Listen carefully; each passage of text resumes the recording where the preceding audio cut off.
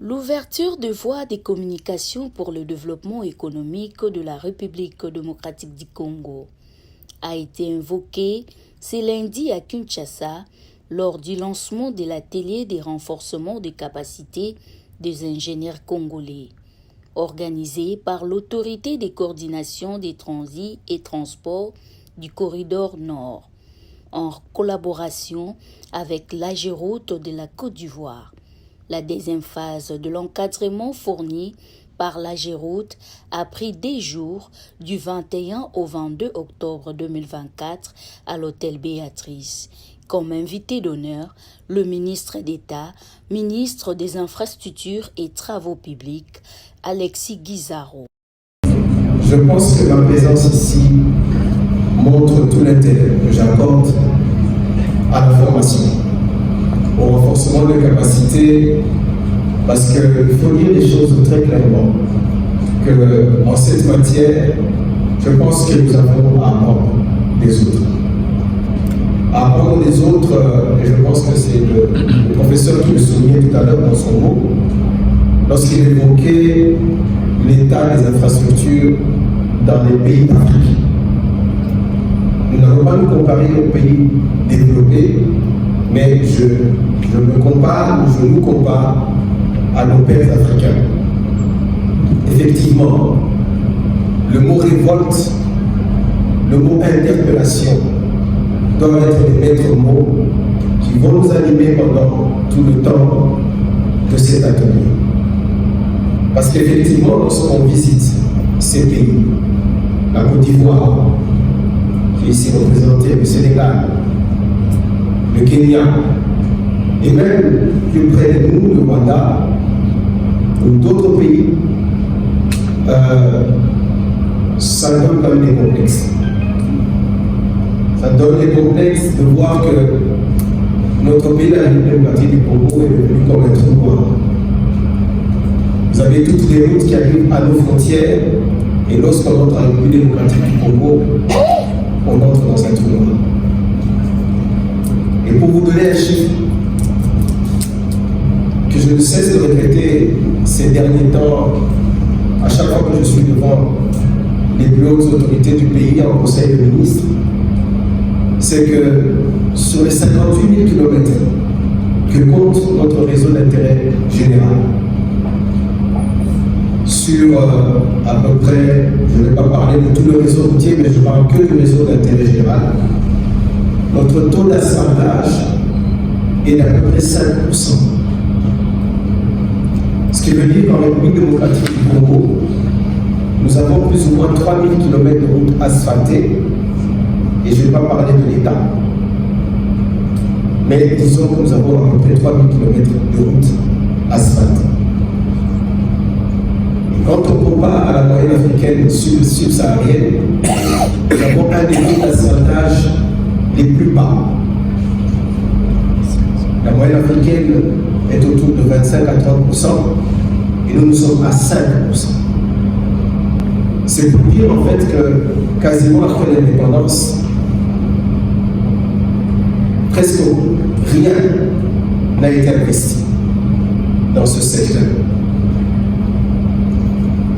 Lorsqu'on a découvert le Congo, Stanley, que vous connaissez tous comme Congolais, la fois où nous étions encore sur le banc de l'école, il disait que sans le chemin de fer, le Congo ne vaut pas un pays. Quand il parlait de chemin de fer, en fait, il évoquait les infrastructures de transport de manière générale, les routes, les chemins de fer, les gens passent. Et donc, on ne peut pas envisager le développement de notre pays si nous ne résolvons pas cette équation, cette problématique qui se pose à notre pays.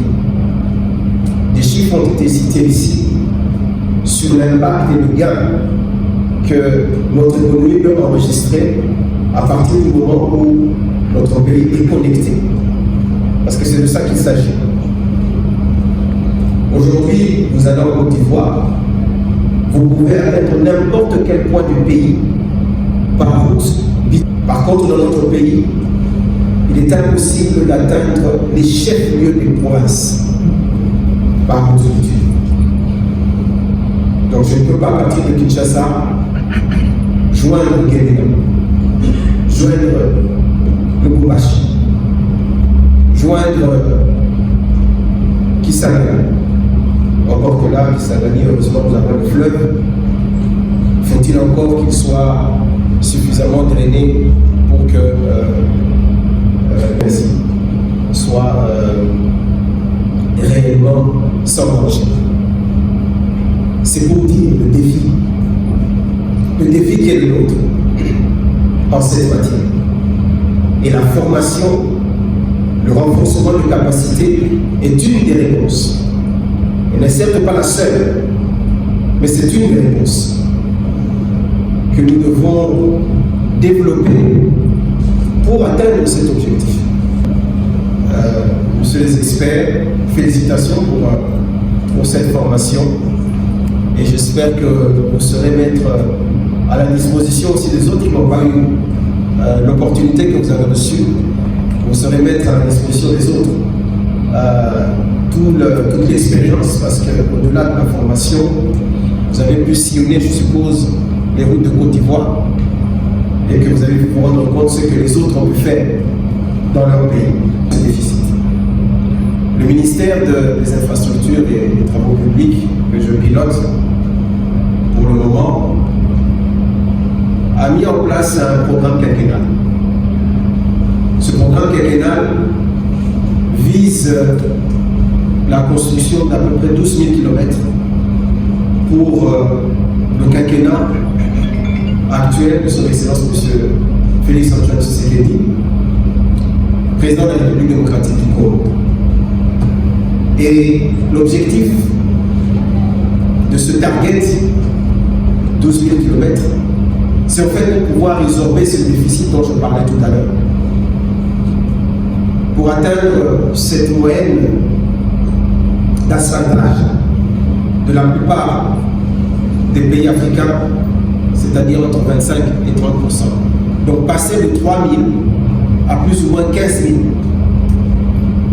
Et l'objectif étant, par la même occasion, de connecter au moins tous les chefs-lieux de province entre eux, mais aussi donner l'accès à tous les corridors sous-régionaux. Tout à l'heure, on parlait de la transafricaine, numéro 8, mais notre pays est traversé par plusieurs transafricains, du nord vers le sud comme d'est en ouest.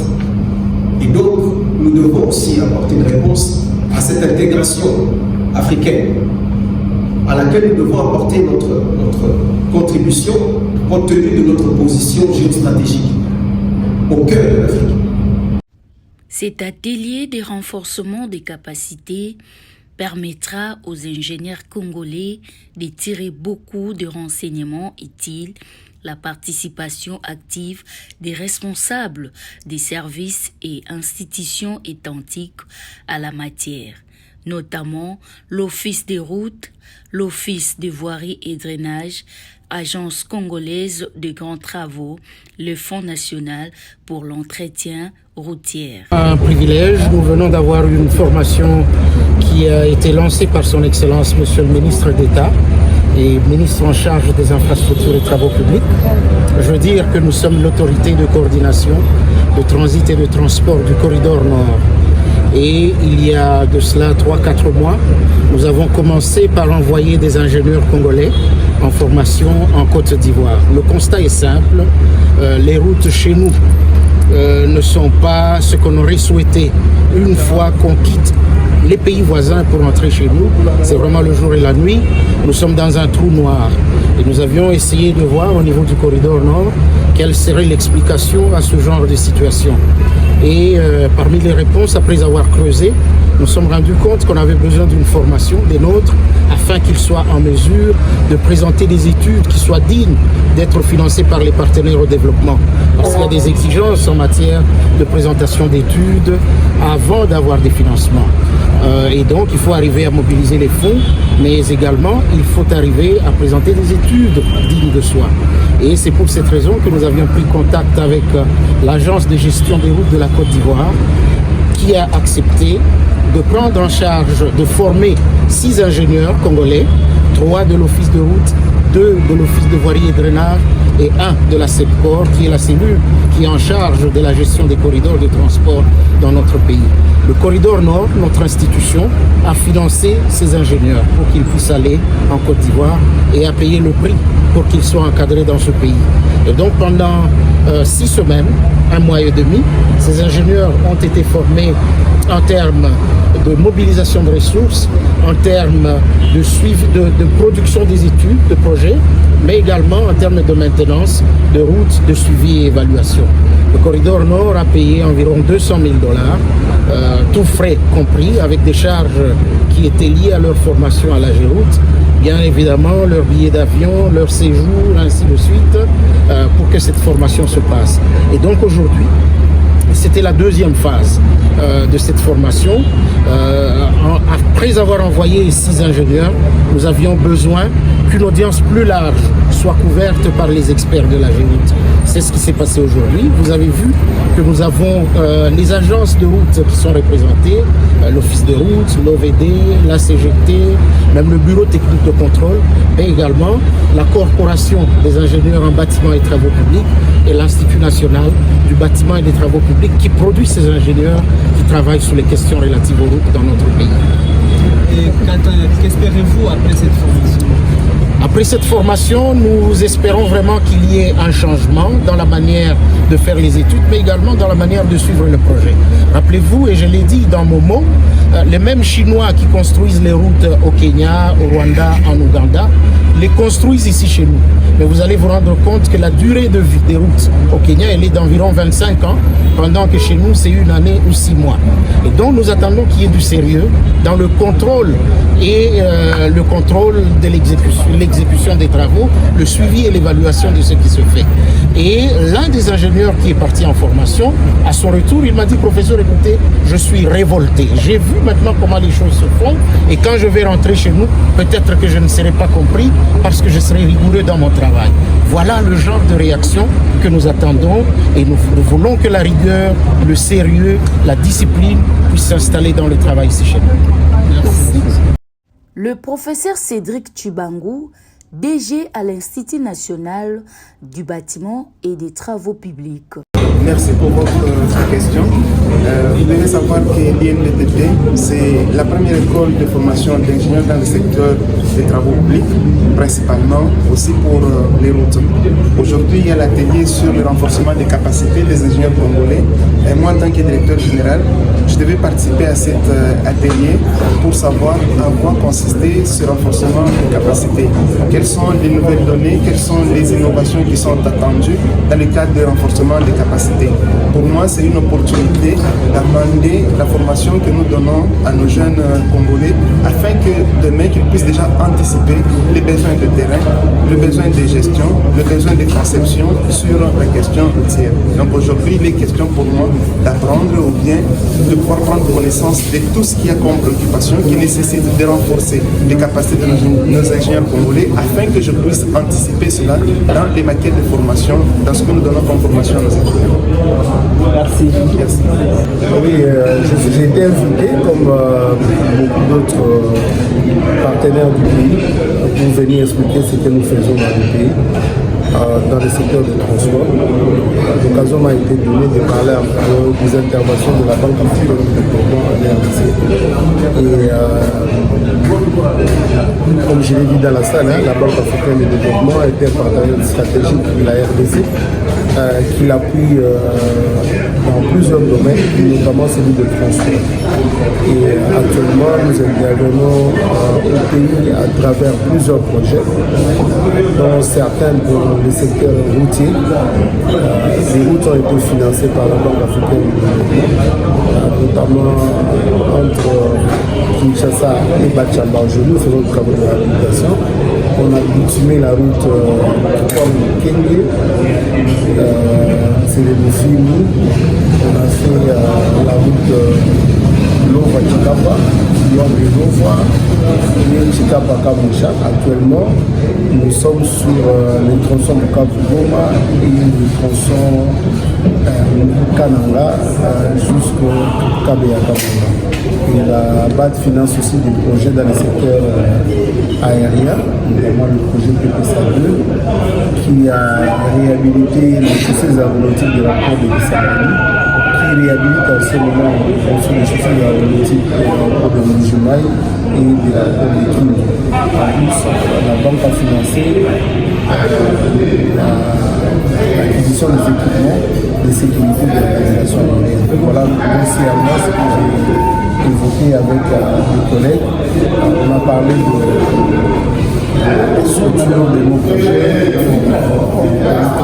comment le président du conseil sur requête évidemment du gouvernement. Maintenant, pour la ville de Kinshasa, l'impact de la banque est fermé comment? La ville de Kinshasa, on intervient à l'aéroport de les requêtes que la banque traite aujourd'hui au niveau de la ville de Kinshasa, nous avons la voie d'accès au port Route-Rail, le pont qui sera construit dans les prochaines années entre Brazzaville et Kinshasa. Donc la banque finance la route qui mène vers ce pont et la banque finance les équipements des aéroports de Ndolo et de Djibouti.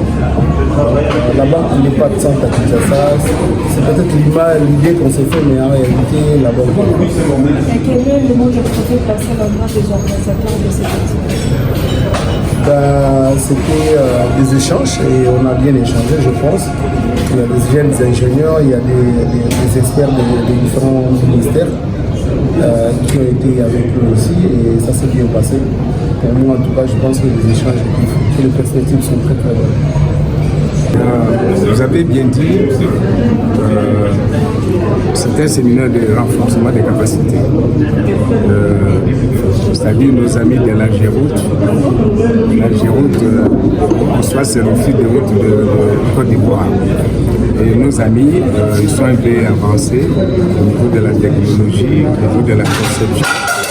Et dans le cadre de coopération sud-sud, ils ont voulu nous amener à atteindre les niveaux qu'ils ont. Et c'est pour cette raison que la première phase, nos ingénieurs étaient allés au Côte-d'Ivoire, ils ont appris ce qu'ils pouvaient apprendre et le complément de cette formation, c'est cette deuxième phase.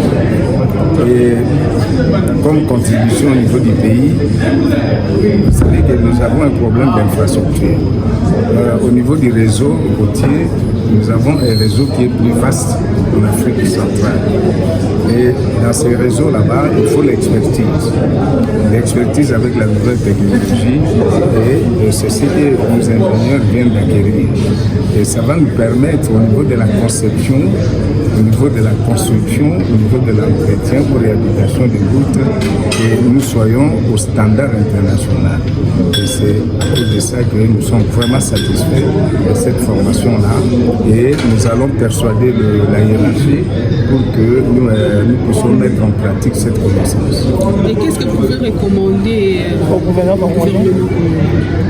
Au gouvernement congolais, c'est de mettre à profit cette connaissance-là au niveau de la programmation. Et vous savez que au niveau du ministère de JTP, notre hiérarchie, notre tutelle, il y a le programme quinquennal. Le plan quinquennal qui a été élaboré et pour lesquels ça nécessite cette expertise. Et nous avons le programme de 145 territoires qui nécessite la connexion ou bien la connectivité entre les territoires et les grands centres de consommation qui sont les chefs-lieux de province associés à la capitale Kinshasa. Donc, avec cette expertise, nous allons élaborer des programmes bien structurés. Avec cette expertise qui permettra ainsi que quand nous réalisons nos projets, on les réalise avec certitude dans les standards internationaux. Vous comprenez? Donc, quelque chose. Merci.